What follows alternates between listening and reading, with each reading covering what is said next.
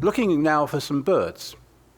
Matthew Boyer is a keen birder and a naturalist with particular interest in Africa and India. And over the last 10 years, he's made many regular visits, including trips to the Albertine Rift.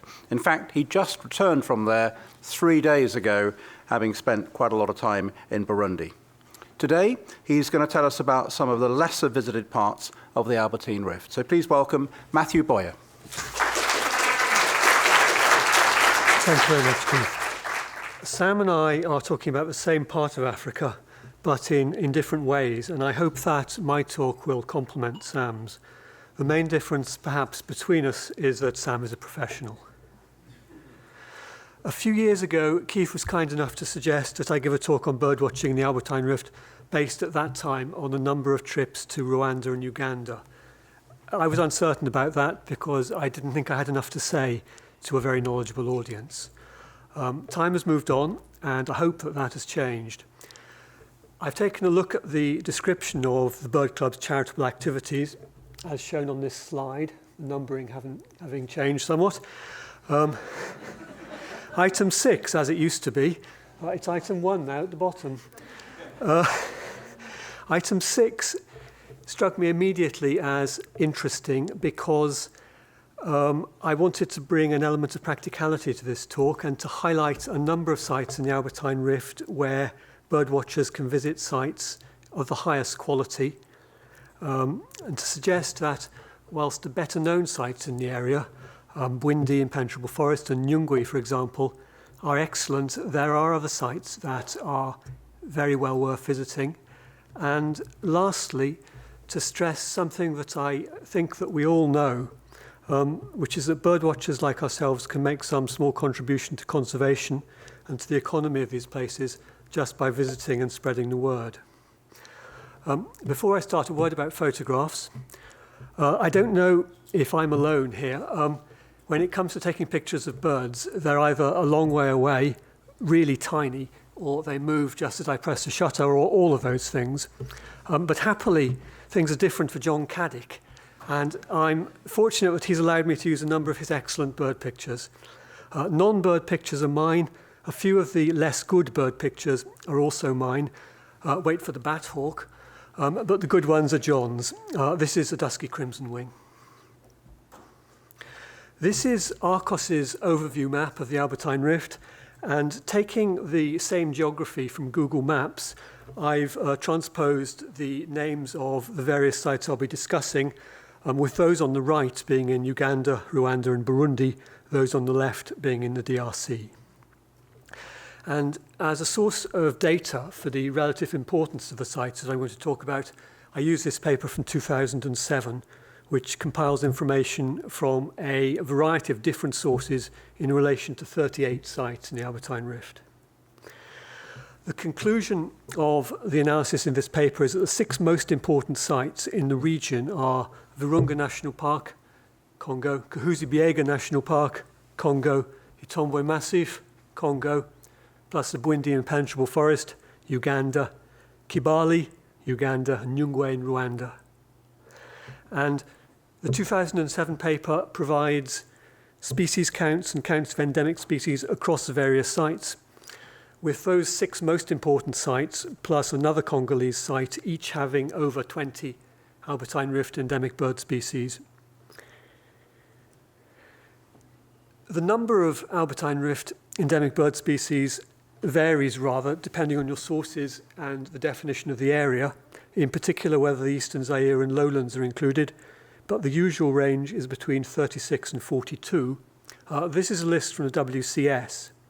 But having said that, it should also be noted that to think only of endemics in this area is to do it a great disservice. There are numerous range-restricted Afro-montane species here as well. About half the endemics can be seen relatively easily at the most popular sites. This is my stab at the relatively easy endemic species. With some further effort and good guides, it's possible to see a good few further species at those same main sites. But for the majority of the rest of the Albertine endemics, you'll have to go to the Congo side of the rift. Now, having said that this is a trip around some lesser visited sites, I'm going to start on what might seem the wrong foot at the Bwindi Impenetrable National Park in Uganda, which is very well visited. Because Bwindi illustrates some key features of montane rainforest in this area, and one of which is that for all its fame, its world renown as a birding site, entirely deserved, Bwindi is rather small at 330 square kilometres, and it's got a rather unfortunate wiggly shape which gives it a great deal of edge. And it's at edges where population pressure exerts itself most. In this picture, you can see about a dozen small fields which abut the forest. And if you look a bit more closely, you'll find that almost all of those fields have a trap like this at the forest edge. And that is the entire perimeter of Bwindi in a nutshell. And a small part of this small national park seems to be the only place in the world where it's possible to see the African green broadbill, Grauer's broadbill, with relative ease. So now to some other sites. Semliki National Park in western Uganda is something of an exception in this talk because it's a lowland site, but it lies inside the Albertine Rift. It's contiguous with the lowland parts of the Virunga National Park in Congo, and the river Semliki drains to the Congo. Effectively, this is the easternmost edge of the Congo Basin rainforest. The bulk of the site is poorly drained forest with intense geothermal activity.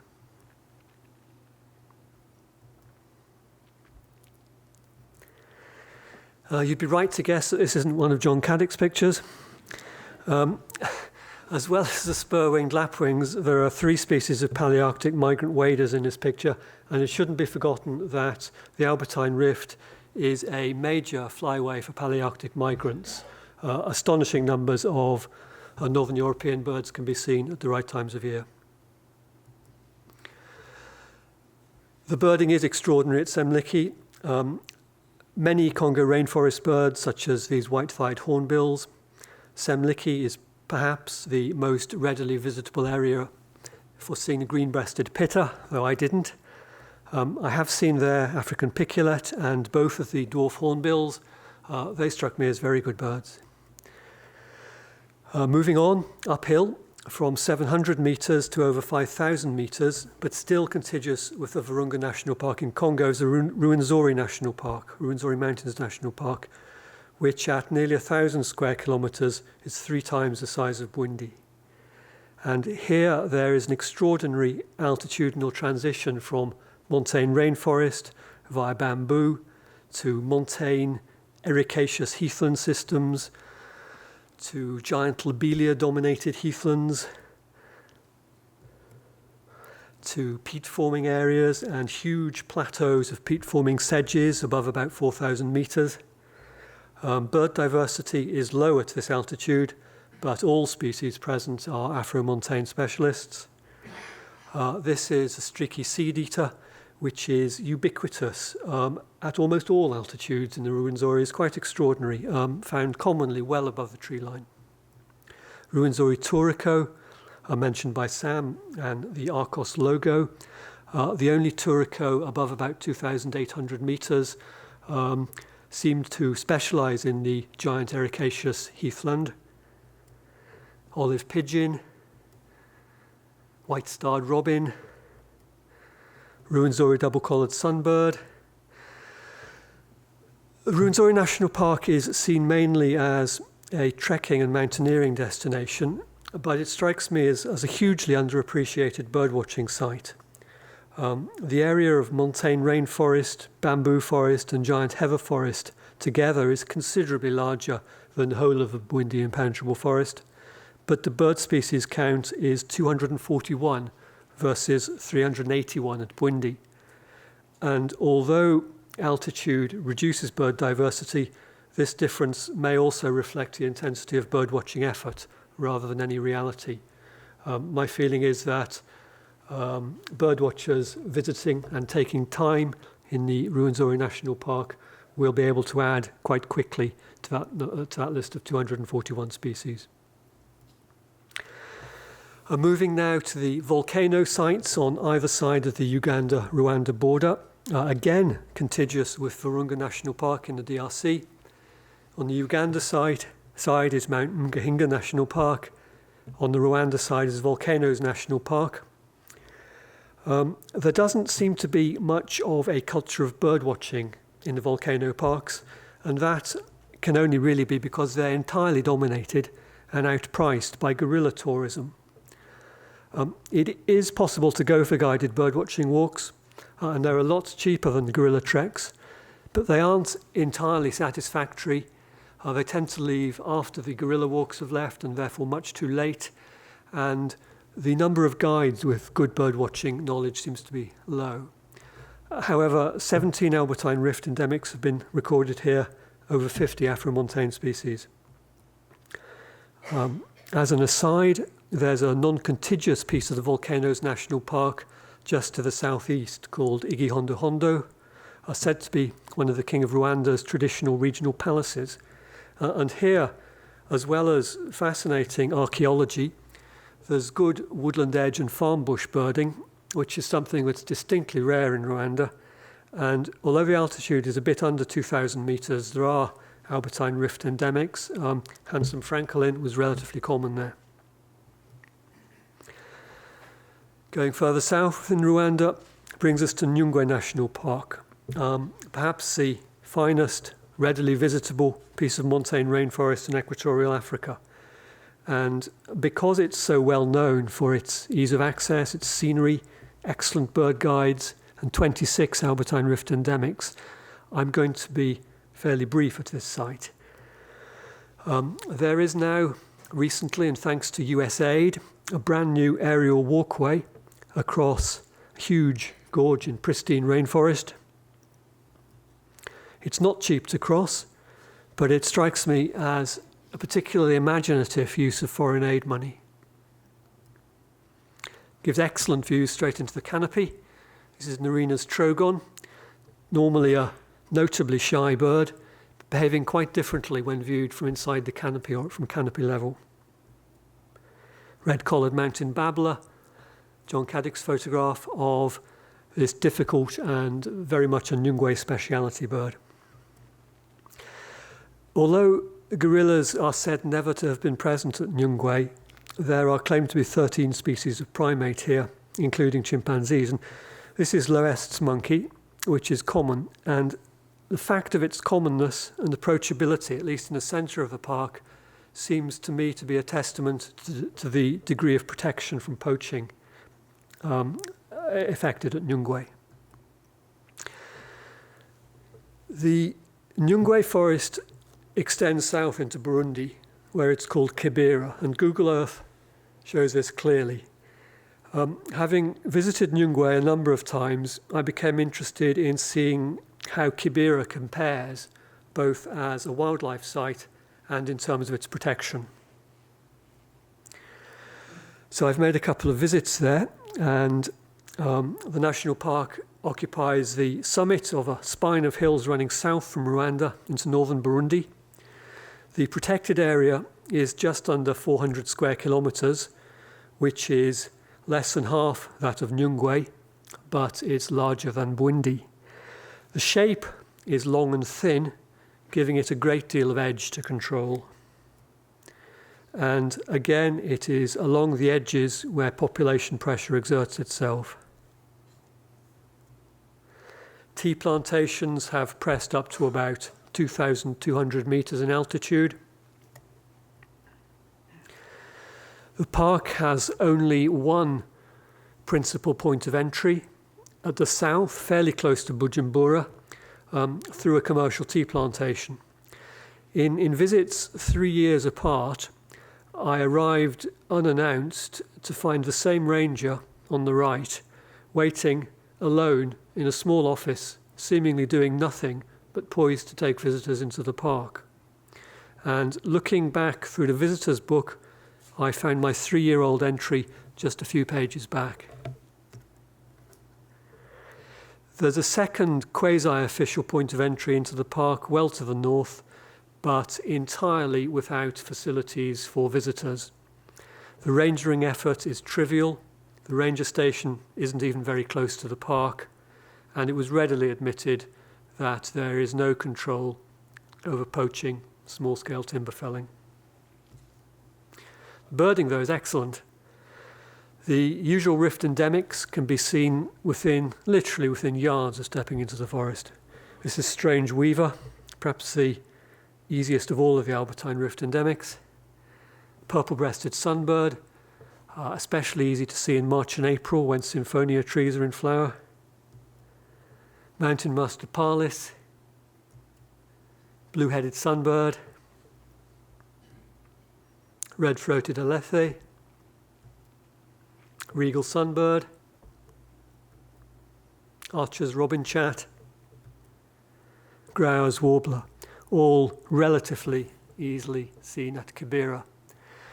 And Kibera might be a good place to find Shelley's crimson wing.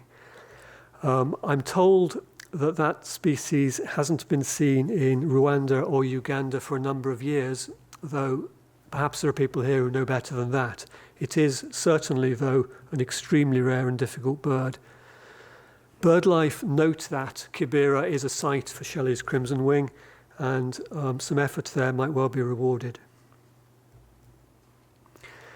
And although the tea plantations which oppress Kibera on all sides have extremely low bird diversity, it's worth mentioning that the dusky twin spot, as opposed to the dusky crimson wing, which isn't classed as a rift endemic because it's also found in Angola, but is described in the field guides as poorly known and rare, is genuinely quite common around the edges of the tea plantations at Kibera.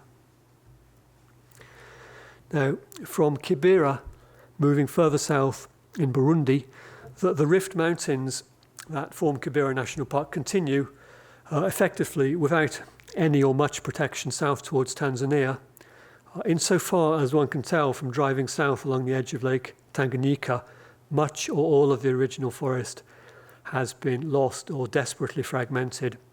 But there is one small piece left and protected at Bururi in southern Burundi. This is a tiny hilltop site, only 33 square kilometers. It's visible, or the lower parts of it are visible in the distance in this picture. But as a remaining island of biodiversity and endemism, I think it is fairly important. There's said to be a population of 72 chimpanzees here, effectively isolated from the rest of the world, though in fact not very far from Gombe. And this is Impatiens bururiensis, endemic to this tiny site, and there's also the Bururi long-fingered frog, another species endemic to this tiny site, rediscovered in 2011, but very rarely seen. The birding is good. A dusky crimson wing was literally the first bird I saw in the forest. There are other rift endemics also, and good general forest birds such as equatorial accolade. The presence of blue monkeys, as well as chimps, of course, and their relative approachability suggests that poaching must be under some kind of control here. Bururi is close to the southern limit of the original montane rainforest area, so I'm jumping west and north now to Rusizi National Park, which is just outside Bujumbura, at the head of Lake Tanganyika and in the base of the Albertine Rift rather than on one of the mountainous sides. And from here, looking northeast, you can see mountain rainforest, top left of the picture, Kibera, with hippos in the foreground. And looking in the other direction, you can see the Itombwe Massif in Congo, with an African harrier hawk in the foreground. Rusizi is an easily visited site with a great diversity of habitat in a small area. River, lake, wetland, savanna, palm forest, acacia wood, scrub. Here's a bat hawk, lacking the John Caddick photographic touch. I'm better with reptile photographs. Moving clockwise from Bujumbura brings us to the Democratic Republic of Congo, where the west side of the Albertine Rift is a wall of mountains over 1,000 kilometers long and often over 3,000 meters high. And in the pictures shown by Sam relating to the potential effect of climate change on the various species, you will have seen that for the I think it was 2085 model, the left side of the Albertine Rift was western side, Congo side, was the only part of the whole area that really retained a montane element with that amount of prospective climate change. I'm going to mention 3 large sites ranked in the 2007 paper, as I mentioned earlier, as the most important in the entire Albertine Rift area. The Itombwe forest in the south, which is unprotected, but said to be the most biodiverse forest in Africa, with 34 Albertine Rift endemics, 15 threatened bird species, as well as Grauer's gorilla, a subspecies endemic to the Rift area of eastern Congo. Kahuzi-Biega National Park, with 32 Albertine Rift endemics, 11 threatened bird species, and back to the Virunga National Park, which I mentioned as being contiguous with all of the Ugandan sites, said to be the finest overall wildlife site in Africa and under very serious jeopardy. Unfortunately, the whole area is very hard to visit at the moment, at least for UK citizens. In the last few weeks, the business of getting a visa has grown even more difficult than it used to be. At the Itombwe forest, there is in effect no access at all because of the deterioration of the roads, the presence of armed militias. In the north, we're aware perhaps in the west of some of the problems faced by the Virunga National Park. Of the major sites, Kahuzi-Biega is the most readily visitable. It's close to Bukavu, overlooking Lake Kivu. It was designated for its population of the eastern lowland gorilla, Grauer's gorilla. The same species as is found at Itombwe, but a distinct subspecies from the mountain gorillas of the Virungas. The park is large, certainly by the standards of the eastern Albertine Rift, at over 7,000 square kilometres, which is 20 times larger than Bwindi. It's divided into 2 distinct areas, the narrow eastern part, occupying the crest of the Rift Mountains to the west of Lake Kivu, including both Mount Kahuzi and Mount Biega, and a larger area of rainforest at the west, descending to lower altitude. At the moment, this western area is said to be more or less unvisitable, though it's also said that there is a ranger presence and that anti-poaching work is carried out. Kahuzi-Biega isn't in the prime of its life as a national park. Parts of it were abandoned during the insurgencies that started in the mid-1990s and which may only recently be over. But it's bouncing back, and it has been sustained by guerrilla tourism from the large population of expatriates, UN staff, NGO people who live and work in Goma and Bukavu. And Congo isn't a complete wasteland when it comes to conservation. There is some law, and perhaps more significantly, at Kahuzi-Biega, there are rangers who are dedicated to protecting the gorillas. Since the 1990s and until recently, the rangers' main concern has been to physically defend the park from armed insurgents and people who would come in there to live. And their skills have become more military than anything else.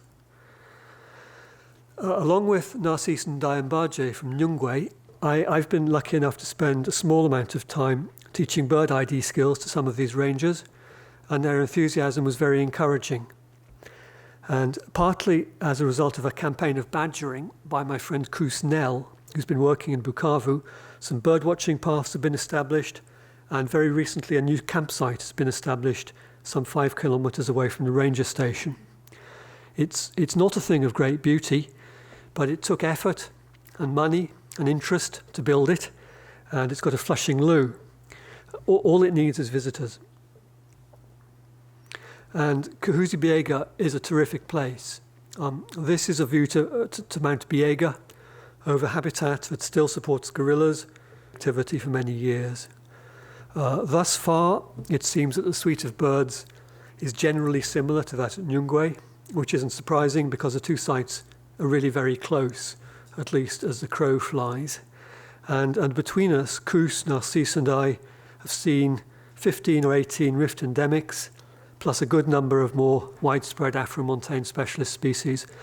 And that's just in a small part of this very large forest and at a very restricted range of altitudes at about 2,300 metres. There's a vast amount of forest at both higher and lower altitudes that isn't well known at all. And this brings me to the work of African Bird Club's country representative in Congo, Robert Kizungu, who lives and works near Bukavu. In the mid-1990s, Robert and colleagues carried out some research into the bird ID skills and vocabulary of tribespeople who live close to and probably inside Kahuzi-Biega Park. 76 species of birds were shown to various people. 67 of those species were readily identified and described as edible. Robert concludes from this that various species face imminent local extinction. Amongst the species recognised by tribespeople in this study was the Congo peacock. This is Robert's text on the species. It suggests a fair degree of familiarity on the part of the Tembo people and a large element of threat to the Congo peacock.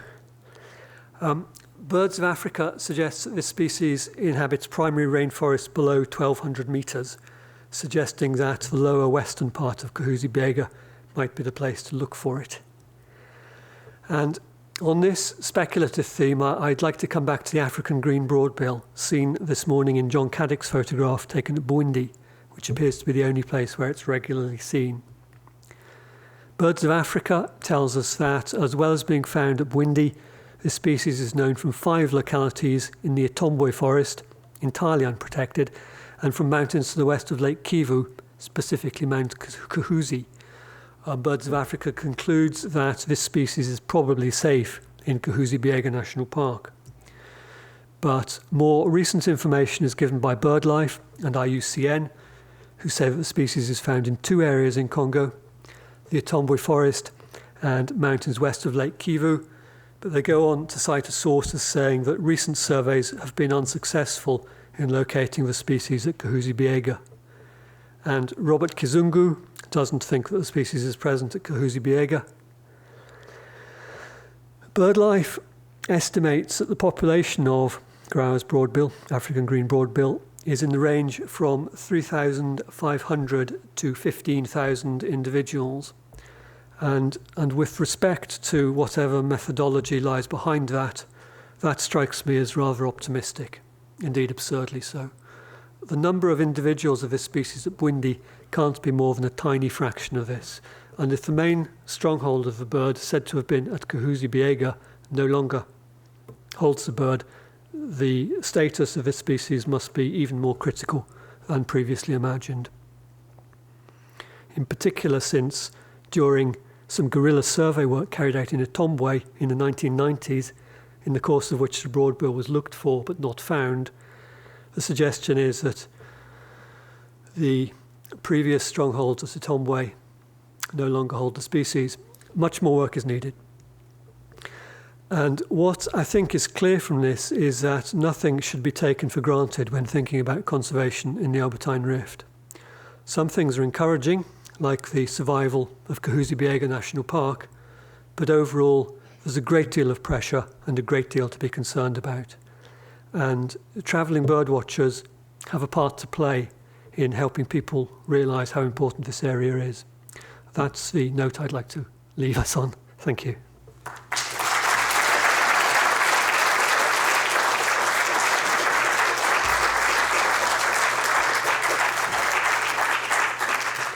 Thank you, Matthew. That was great.